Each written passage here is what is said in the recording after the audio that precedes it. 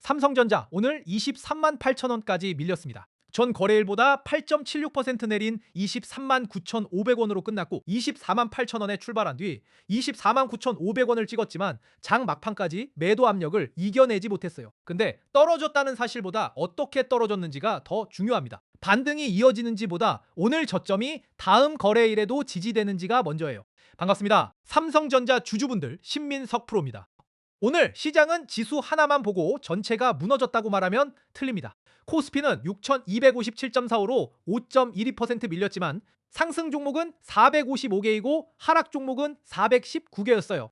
지수 낙폭과 시장 내부의 종목 수가 서로 다른 말을 하고 있어요. 시가총액이 큰 종목에 매도가 집중되면서 지수는 크게 눌렸지만 모든 종목이 같이 빠진 장은 아니라는 뜻입니다. 코스닥은 오히려 797.65로 2.44% 올랐어요. 상승 종목 1170개가 하락 종목 468개를 크게 앞섰고요. 지수가 양전과 음전을 오가면서 계속 바뀌는 날에는 지수 숫자보다 자금이 어디에서 빠져 어느 쪽으로 옮겨가는지를 봐야 됩니다. 오늘은 대형주에서 빠진 자금 일부가 중소형주로 이동한 순환매가 확인됐어요. 하락 소음만 들으면 이 흐름을 놓치지만 시장 안에서는 자금이 조용히 자리를 바꾸고 있었습니다. 제가 늘 강조드리는 게 수급이거든요. 누가 팔고 누가 받았는지부터 보셔야 됩니다.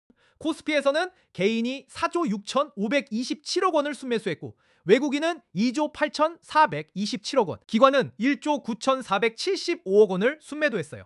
개인이 내놓은 물량을 누가 받았는지가 아니라 외국인과 기관이 줄인 위험을 개인이 받아낸 구조예요. 당일 수급 하나로 메이저 플레이어의 진입을 말할 수 없고요. 대형주 반등이 이어지려면 외국인과 기관 가운데 적어도 한쪽이 매도 강도를 낮춰야 합니다. 삼성전자도 시장과 같은 방향이었습니다. 개인이 209만 7천 주를 받았고 외국인은 95만 2천 주, 기관은 121만 9천 주를 내놨어요. 전날 대본에서는 외국인과 기관이 각각 211만 4천 주와 93만 5천 주를 매수한 점을 중요하게 봤어요. 그런데 오늘은 두 주체가 모두 매도로 돌아섰고 개인 수급은 순매도로 있던 자리에서 순매수로 뒤집혔어요. 전날 판단 가운데 큰 주체의 연속성을 확인해야 한다는 기준은 유지합니다. 외국인과 기관의 매수가 이어질 거라는 기대는 오늘 수급을 반영해 수정해야 해요. 가격과 수급이 동시에 약해졌기 때문에 반등을 추세, 전환으로 앞당겨 해석할 단계는 아닙니다. 지수가 5% 넘게 흔들린 날이고 삼성전자도 낙폭이 컸어요. 그래서 오늘 급하게 영상을 만들었습니다. 끝까지 놓치지 마시고 꼭 봐주셔야 합니다. 들어가기 전에 구독하고 좋아요 하나만 눌러주세요. 삼성전자 주가가 다시 활활 날아오르길 바라는 의미로 댓글로 날개라고 한마디씩 남겨주세요. 자, 일봉 차트부터 같이 보시면요. 6월 19일 37만 4,500원 고점을 만든 뒤 반등 고점과 저점이 차례로 낮아지는 하락 추세가 이어졌습니다. 오늘 캔들은 시가 아래에서 긴 몸통을 만든 장대 음봉이고 종가가 저가권에 붙었어요. 위아래 꼬리가 짧다는 건 장중 흔들림보다 매도 방향이 훨씬 강했다는 뜻입니다. 주가는 단기와 중기, 장기 이동평균선을 모두 밑돌고 있고요. 배열도 위쪽 매물을 계속 의식해야 하는 역배열에 가깝습니다.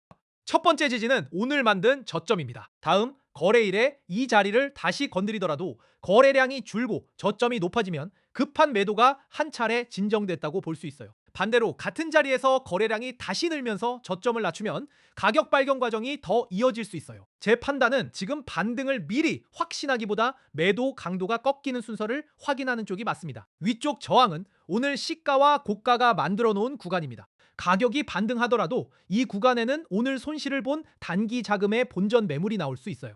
캔들 몸통이 그 위로 올라서고 거래 대금이 붙어야 단순한 기술적 되돌림을 넘어선 회복으로 볼 수 있어요. 장중 몇 호가 올라오는 정도로는 고점이 열렸다고 판단하기 어렵습니다. 더 아래에는 17만 8,990원부터 19만 9,380원까지 거래가 크게 쌓인 매물대가 있습니다. 이걸 어떻게 읽어야 되냐면요. 오늘 저점이 무너지며 하락 추세가 이어질 경우 시장이 의식할 수 있는 장기 지지 구간으로 보는 겁니다. 거래가 많이 쌓인 곳이라고 반드시 지지되는 것도 아니에요. 과거 매수자와 최근 고점에서 물린 물량, 새로 들어오는 저가 매수가 한꺼번에 부딪히는 자리거든요. 그래서 가격이 그 구간에 닿는지만 볼 게 아니라 거래량이 줄고 저점이 높아지는 과정까지 붙여서 확인해야 합니다. 오늘 긴 캔들 하나만 보고 삼성전자의 사업 가치가 하루 만에 그만큼 사라졌다고 볼 수도 없어요.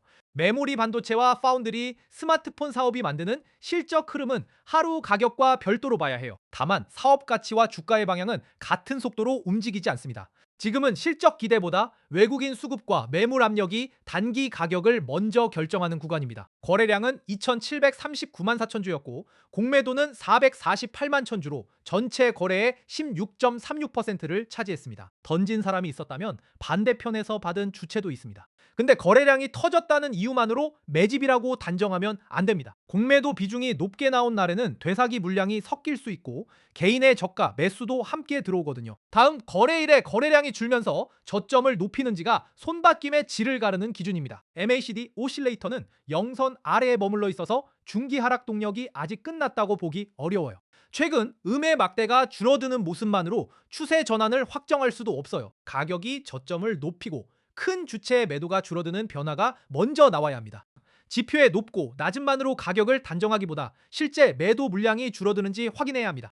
큰 손의 관점에서는 오늘 바로 가격을 올릴 이유가 없어요. 아래에서 매물을 충분히 받아내지 못한 상태에서 가격을 급하게 끌어올리면 위에 쌓인 본전 매물만 편하게 빠져나가게 해주거든요. 그래서 진짜 반등은 급한 양봉 한계보다 눌림의 질에서 확인됩니다. 저점은 높아지고 거래량은 줄며 외국인이나 기관의 매수 창구가 며칠 이어지는 순서가 필요해요. 앞으로 확인할 조건은 세 가지입니다.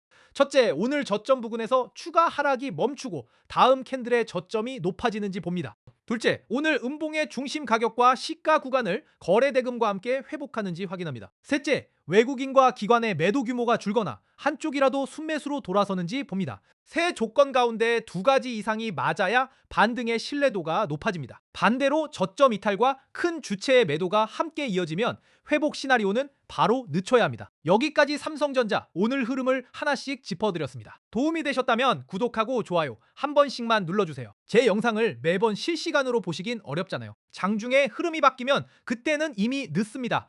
그래서 제 개인 번호를 잠깐 동안만 열어두겠습니다. 영상에서는 이 종목이 왜 움직였는지와 앞으로 확인할 핵심 기준을 설명하지만 장중에 달라지는 가격 구간까지 전부 담기에는 시간이 부족합니다. 010-5445-1634로 날개라고 문자 한 통 보내주시고 종목명과 평단가도 함께 적어주세요. 종목명과 평단가는 보유 구간에 맞춰 확인할 가격대를 정리하기 위한 정보입니다.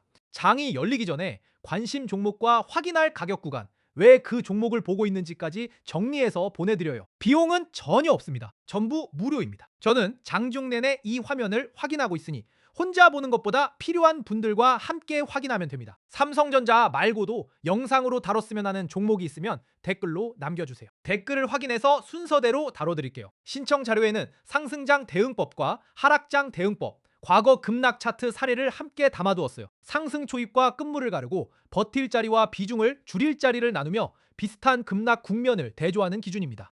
무엇을 사거나 팔라는 내용이 아니라 상황이 바뀌었을 때 스스로 대응 기준을 세우기 위한 자료예요. 마지막으로 삼성전자는 장대 음봉과 큰 주체의 매도가 겹치면서 반등보다 바닥 확인이 먼저 필요한 구간입니다. 다음 거래일에는 저점 방어, 음봉 중심값 회복, 외국인과 기관의 매도 둔화를 순서대로 확인하면 돼요. 이 조건이 쌓이면 기술적 되돌림이 회복 흐름으로 발전할 수 있습니다. 조건이 나오지 않으면 현금을 남기고 비중을 나누어 대응하는 게 우선입니다. 주식 혼자 하면서 계속 손실만 보지 마시고요. 요즘 같은 시장일수록 혼자 판단하지 마시고 같이 확인하면서 가시면 됩니다. 귀찮다고 그냥 넘어가지 마시고 010-5445-2634로 날개라고 문자 남겨서 대응 기준 무료로 받아가세요. 진짜 왜 제 타점을 여기저기서 베껴서 쓰는지 아실 수 있게 해드릴게요. 오늘도 고생 많으셨습니다.